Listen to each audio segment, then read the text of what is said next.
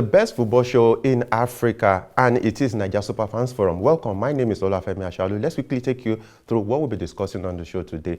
We'll be looking at, of course, the Nigeria Football Federation. The president came out to say that Nigeria may co-host the 2025 Africa Cup of Nations with Benin Republic, and Pinnick, the president of the NFF, hinted that the Confederation of African Football may likely withdraw the hosting right from Guinea. And of course, we'll be talking about a whole lot happening right here in Nigeria. And as usual, we'll be taking a trip to Ghana, where a lot is also happening in that part of Africa. Of course, the champions, Ghana Premier League champions, I'm talking about Ashanti Kotoko, they're on the verge of employing a foreign manager. And in South Africa, the South African government and the South Africa Football Association, they have welcomed the Bayana, the all-conquering Bayana. And they have talked about establishing equal pay for the men and women in that country. I'm talking about football. So we'll be looking at should Ghana and Nigeria also follow suit, establishing equal pay for the Super Falcons and the Super Eagles, and of course the Black Queens in Ghana and the Black Stars. So those are what we'll be looking at today and many more. And in the house, I'm not flying solo. I have James Agberebi and the big fish in the house, Kayode Windari. They are both around. James, Kayode, you're welcome to the show. Thank you very much. Thank you very much, Femi. It's nice to be here and sitting with James too. But most importantly, thanks to all our fans that have been through the comments. Particularly from South Africa, after the Bayana conquered Africa. Australia, Canada, USA, France, all over the world. It shows that we are doing something that they like, and we are pleased, we are energized to come here every day. Of course, you can say that again. Because we know that they are out there watching. So thank you. We are grateful. Thank you very, very much. Okay, let's get started. I will start from Kayode. Kayode, the last time we hosted, or we had anything to do with hosting AFCON was 22 years ago when we hosted with Ghana in 2020. And the Pinnick is saying that we may likely host the 2025 edition with Benin Republic. What do you think? Why? As in, why can't you host it alone, right? Why? No. Why? Yeah, I have reservations about hosting. That is what I have thought about. I have reservations about hosting at all because I have not seen us host any event profitably, Femi. The essence of hosting is to, if you are not going to make money, Femi, then you should not record losses.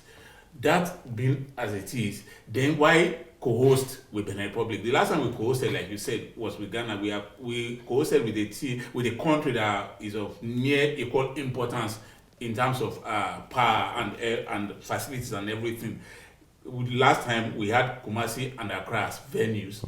Nigeria used Lagos and I think Kaduna last time. Now we have more than enough stadia to use. Benin Republic they have only one decent stadium, which is the one in Cotonou, the French Stadium in Cotonou. But there's still like 3-year gap to prepare. And they also have one in Port Novo. Yeah. But for me, I do not think they are of that standard. One. Then two, if you're going to host, why are you scared of hosting alone? Why bring them in? That's what I thought about. Why bring them in? Is AFCON too big now for Nigeria to host alone? Certainly not. So for me, I do not see any reason why we should be co-hosting with anybody. That being said, then I do not even see any reason why we should co-host at all. Why we should host at all? Because of the profitability. No, because of the fact that some people, I'm not going to mention names now, Femi, but everybody knows what I'm talking about. Some people see this as a ready avenue to make as a ready avenue to make money, illicit money, which I fan against. So let us be going to competitions. So because of that, we shouldn't even host any tournament at all. We shouldn't. Until we get our hands together. Tell me, it took Cameroon how long? They hosted last in 1972 before they hosted the last time out. So that's almost a 50-year gap. Nobody died. In that time, Cameroon won all their champions, all their AFCON titles. Outside their Olympics as well. Yeah, so it's not compulsory. It's not a do or die affair that we must host. James, what do you think? Yeah, I will go with what Saki said. It's like what we do here in our countries. We just want to host for hosting's sake. That okay, we are Nigeria. We're supposed to be one of those countries that used to host. We used to see Egypt. If we hosted how many nations could, as if we want to compete. So every country that hosts, every country that hosts a tournament make profit. Is that? Yes. Now you have to look at the economic angle, but in our case, you know that's not even the case. I remember in 2009, the under-17 which we hosted. I can remember what happened.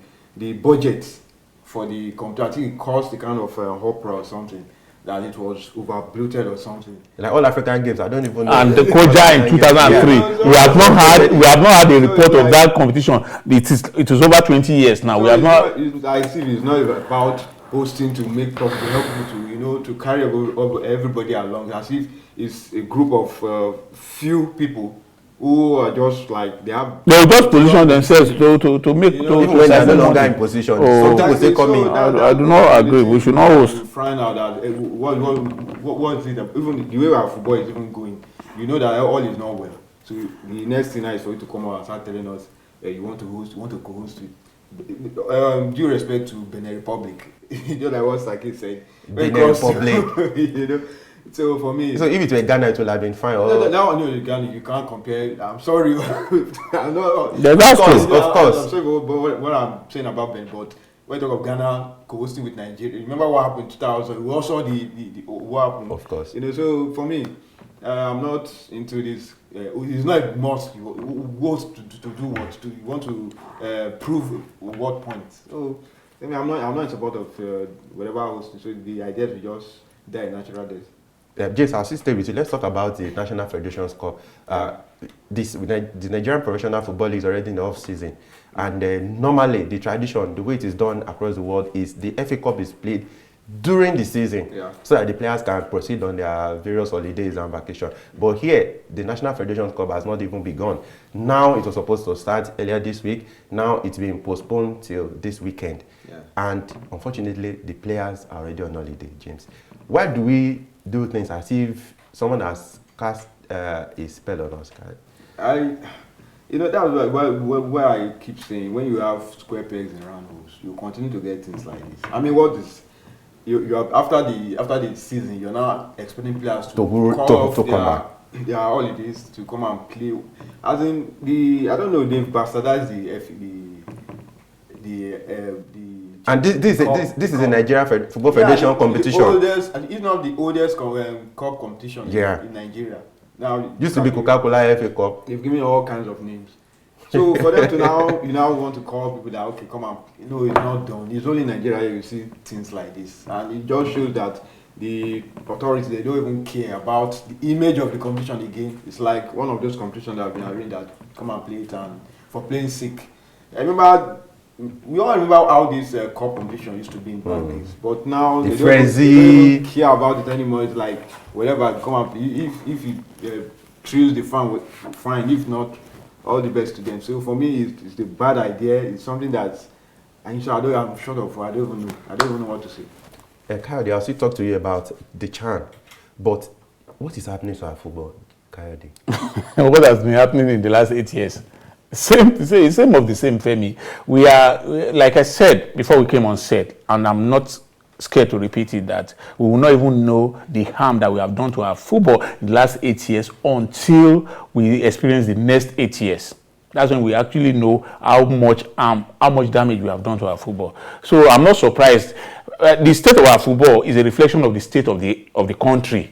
That I will agree. And the state of the country, like the conversation you and I had earlier before we came on set, is because of the systemic flaws that we have. And you cannot see, it's not possible to you can only get bright spots in dark areas, but you cannot have light everywhere. No, it's not possible. What you sow is what you get. That's what we're getting now. As much as I sometimes try to get mad at the people in office, I also see them as victims of the situation, because it is the system that is throwing them up. With all their inefficiency, it is the system that is throwing them up. A good system will regulate itself, make sure that people like this never get into position of authority. Off your mic, Coyote. Let's talk about the CHAN Coyote. We've talked about, I remember two weeks ago when we were here, you and I talked about that idea about the old competition between Ghana and the Jalco Cup. Yeah. Now, I think we're going to see that rivalry being interesting now in terms of the home-based national teams, talking about the CHAN competition. Last week, Ghana defeated Benin Republic 3-0 in the first leg in Ghana. Now, the second leg will be taking place in Cotonou this weekend. And it is most likely that Ghana will likely get that ticket. And the next stop is the Super Eagles the Team B Eagles, like we call them, Kayode. That is going to be another rivalry. It is always a rivalry when Nigeria plays Ghana, and already I am super excited. But unfortunately, Kayode, beyond that, the Eagles have not begun camping. And the assistant coach, Fidelis Lechukwu, is also the coach of Plateau United, has been crying. We ought to have begun camping by now. Unfortunately, even the players have gone on holidays. Kayode. Definitely. It speaks to a lack of proper planning that I talked about earlier. Femi, we knew this was going to happen. We knew there was going to be CHAN qualifiers this year. So there was no reason why the CHAN team shouldn't have been called into camp. Even if you don't call them, send letters to them. Let them be on standby. So that they know that as soon as the season ends, you take them into camp. It shows a criminal lack of planning that we've always talked about, Femi. If Ghana will go ahead to win this qualifier between them and Nigeria now, it will not be magic. They've been in camp. They played. They've played. That means they would have about the fitness level. Yeah, that means they would have played 2 games competitively, and that will give them a natural advantage over the Nigerian team. So when these things happen, it is not for a lack of love for your country, Femi, when we make all of this claim. Because I've seen people who say, is it that you don't like Nigeria? No. As a matter of fact, I think it is because of the love for Nigeria that makes us to make all this noise that we make, that you cannot continue. The world will not wait for you, Femi. Nobody will wait for you. If you decide to not play football for 2 years, nobody cares. The world will go on. If you decide that a competition is going to hold sometimes later this year, and the qualifiers will start anytime, and you know that you are going to participate, we got lucky the last 2 times with the Golden Eagles and the Flying Eagles. Because they also began camping very late. Then they have to go through the MRI, the very strenuous MRI. That's process. The point. Now, are you going to be 3rd time lucky? Let's even assume, for the sake of argument, that you are 3rd time lucky. You get past Ghana. Is this how you want to continue living life? That's even going to be a tall order. Is this how you want to continue living life? That you just feel that luck will always come, that God is a Nigerian? No, sir. God is not a Nigerian, and He rewards everybody according to your output. So I do not share. I don't think we should excuse this, Femi. It is sad. It is criminal. It is something that we should not accept from anybody, whoever he is. James, even if you give Carlo Ancelotti and Pep Guardiola, if you bring them in and say, please take charge of the CHAN Eagles, we have a upcoming game against them, Ghana, the Black Stars of Ghana in the CHAN tournament. Now, Ghana, like we've said, they've been in camp. The fitness level is already here. Yeah. And an ex-international here was saying that it will take at least 2 or 3 weeks to bring local players back to fitness level that Ghana are already on. Yeah. James, that's going to be some difficulty. I hope when the Ghanaians secure victory against Nigeria, nobody will come out and start talking. Yes, to call for the head of the coach. Yes. So I don't know. Salisu Yusuf, Fidelis. It's not about the coaches now. That's what I'm saying. So it's better we exonerate the coaches now. Yes, the calamity, before ahead of calamity before us. For me, I know that it's, the way it is, Ghana, they have a 3-goal lead against Benin. I don't see Benin doing anything. No, I do not think so. So Ghana is as good as qualified for the next round. Another big game, Nigeria-Ghana. So for me, with the way things are going, and we are handling that in this manner. Exactly. So you are going to face your to me, Ghana is Nigeria's number 1 rival. Like I always say, when it comes to that match, exactly. Anything is possible. Now we are going to face a team that has played competitive games. Yes. And I know that they're still going to play maybe 1 or 2 friendlies before they face Nigeria. So for me, I think it's as good as to say Ghana will qualify for the CHAN. Nigeria will crash out. So it's not about being a pessimist or whatever. This luck has nothing to do with this. They're going to get trashed. You are playing against Ghana. Like when they play against Nigeria, you only see that passion. They always come out full force. We saw it during the World Cup playoff. So they want to back in the favor of, okay, we knocked you out in the World Cup qualifier. Yeah. We are going to do it again, and I won't be surprised if it happens again. And of course, I know Ghana want to take back some pounds of flesh, even though they deny us from going to the 2022 World Cup. Remember, at under 20 level, and of course on the under 17 level. Remember, at the Zobe, of course, yeah, we denied them from going to the 2022 AFCON. So I know Ghana want to take back some play, but sometimes it's very shameful to talk, to come around and talk about basic things that the NFF should have done, and we come around to talk about them not doing what they are expected to do. Well, they leave it to luck, as they always say. Okay, let's quickly go on this very brief break. We'll come back to talk about a whole lot of things happening in Ghana. And of course, the Bafana, they will be getting the same amount of money henceforth with the Bafana. Do you think Ghana and Nigeria should follow suit? We'll be discussing that when we return. Please stay with us.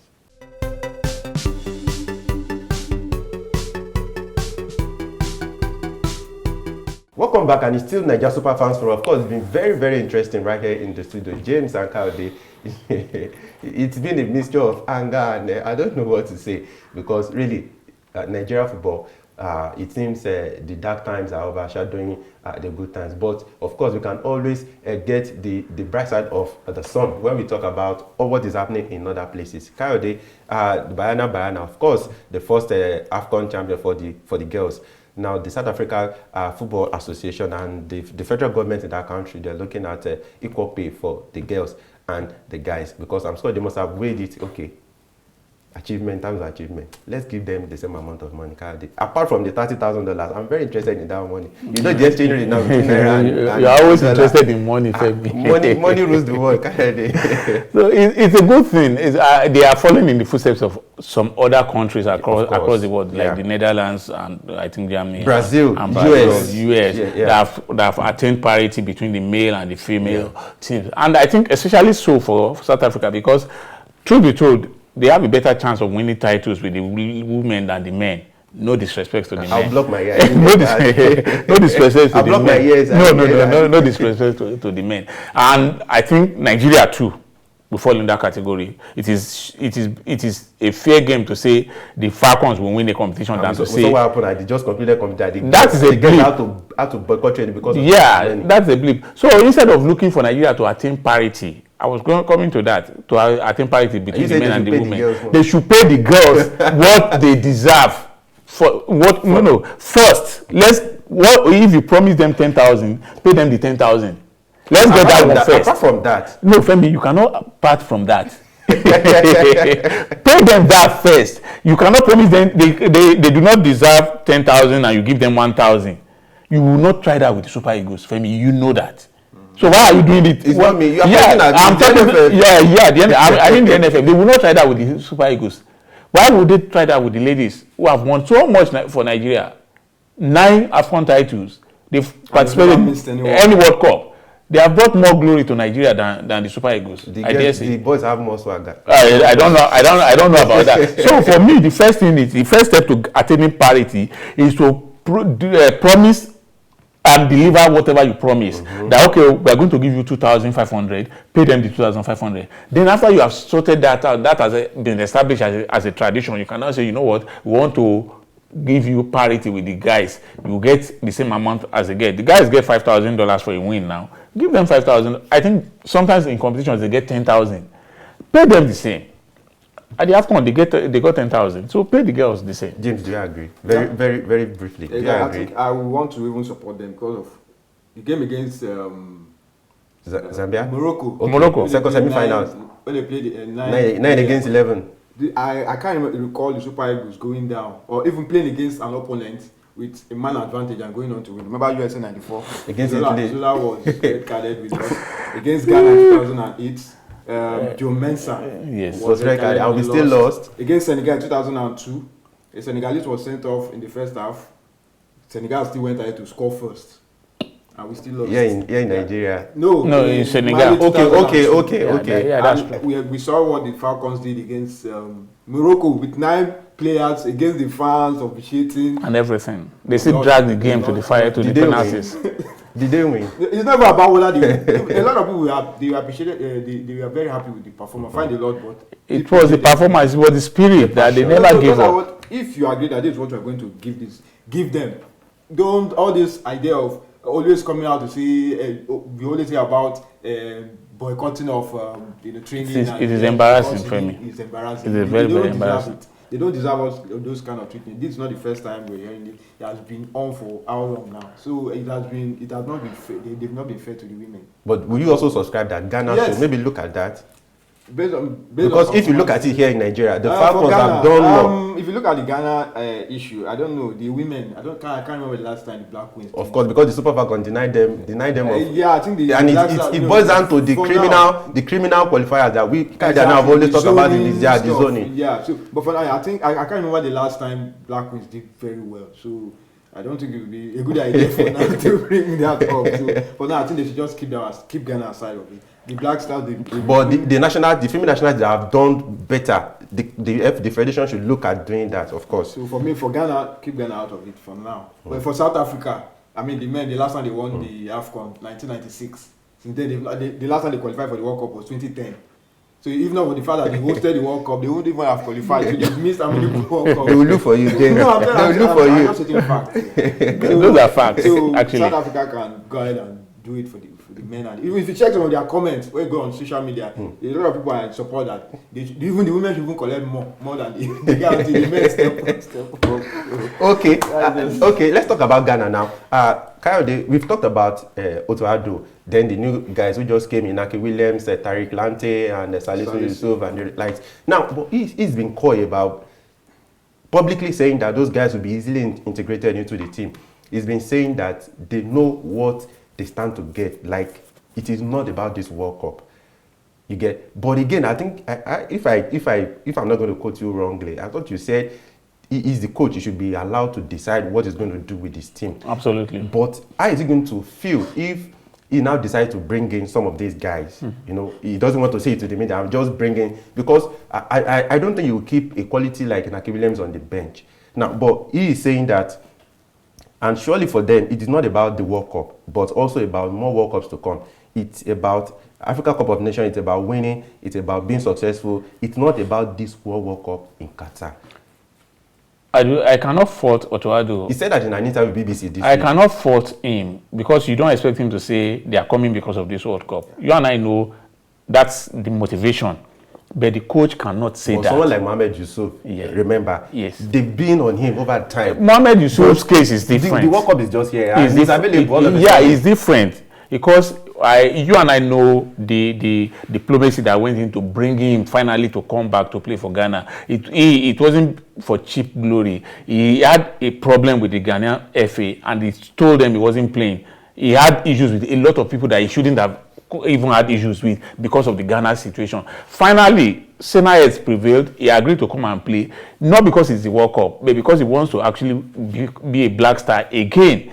So for me, even the coach knew that most of these players, the drawing at the attraction is the World Cup. Everybody wants to. Even me, I want to play at the World Cup. Of course, anybody wants to play at the World Cup, but he cannot come out and say they are coming because of the World Cup. I think it's diplomacy at work, and I agree with him 100%. At the end of the day, he will make the best choice for Ghana. He will make the best choice that will help the team, because in helping the team, he's also advancing his own career.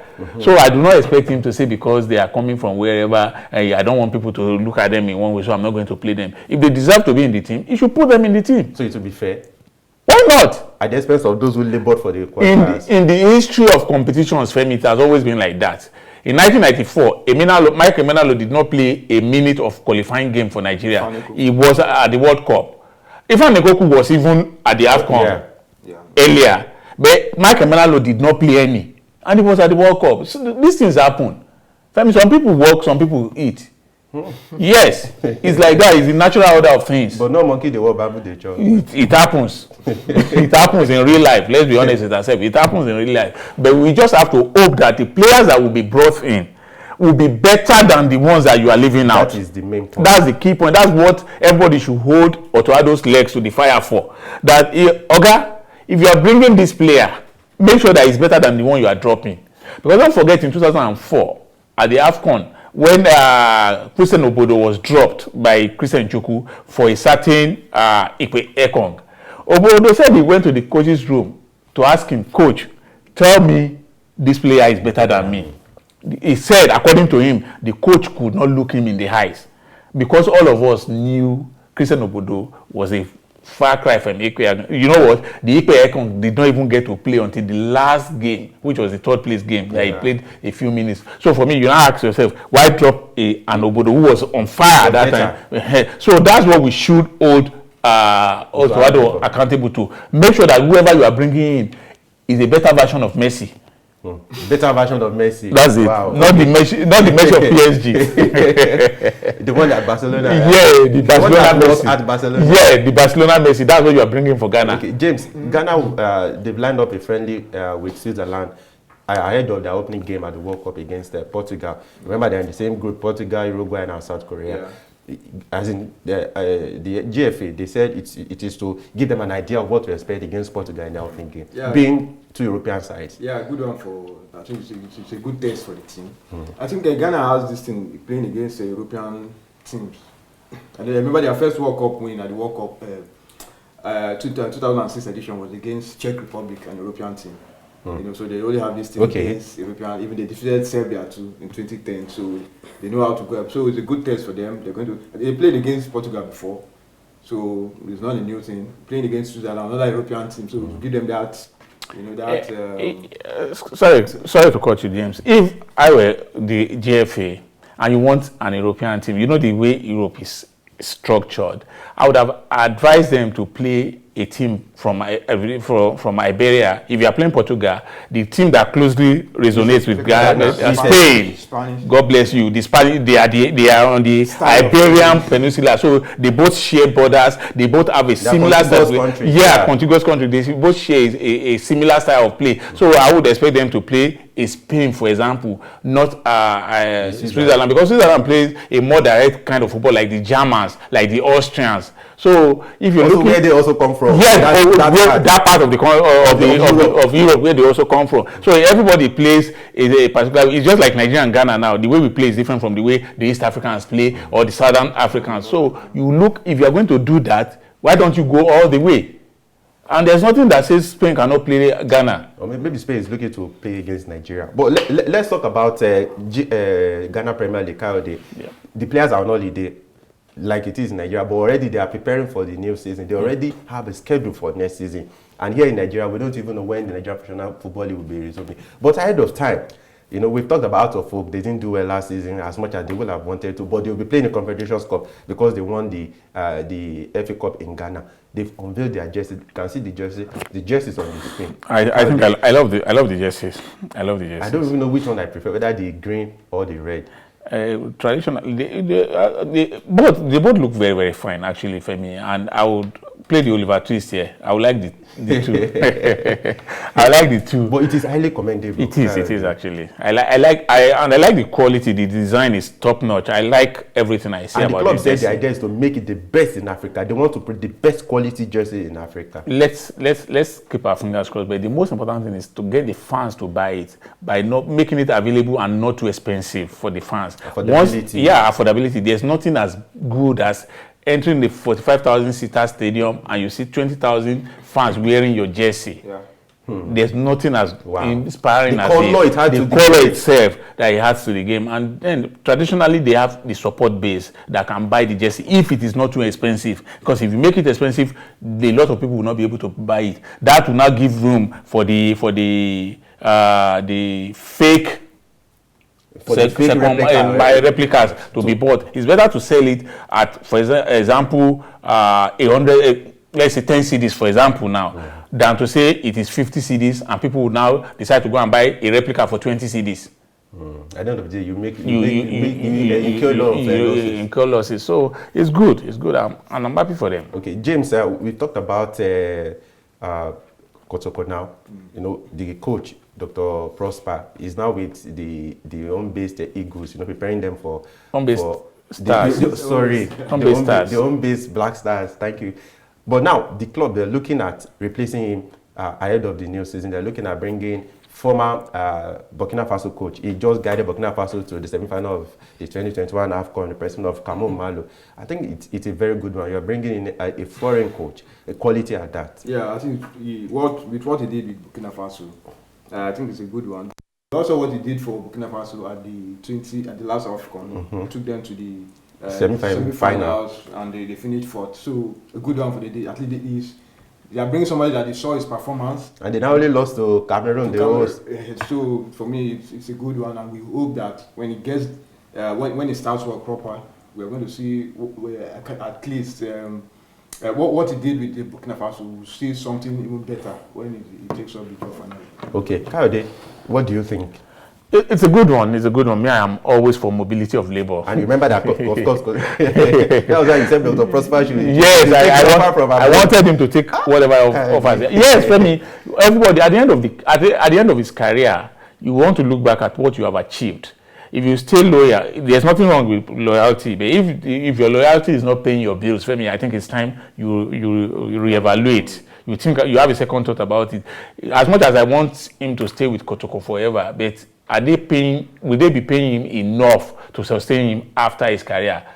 What happens 2-3 years down the line if he doesn't do well, the results are not well? Will they still be loyal to him too? So when you have the opportunities, take them.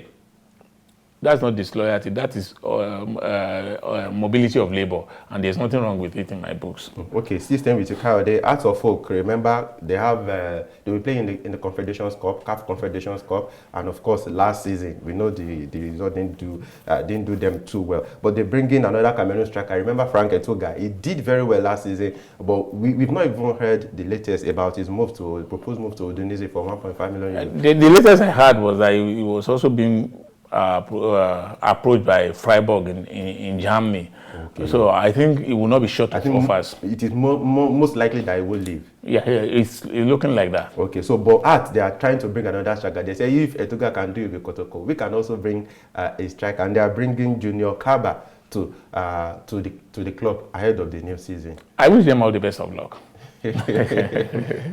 Apart from the beautiful jerseys that we've seen, they should do something with the jerseys. I wish them all the best of luck with the player and with the ones that they already have too. They are always not short of quality. Every year in, year out, they have some of the best players in the league. At least they can even be proud because at least they won the Ghana FA Cup. It's just like when you are Barcelona and you come second in the league.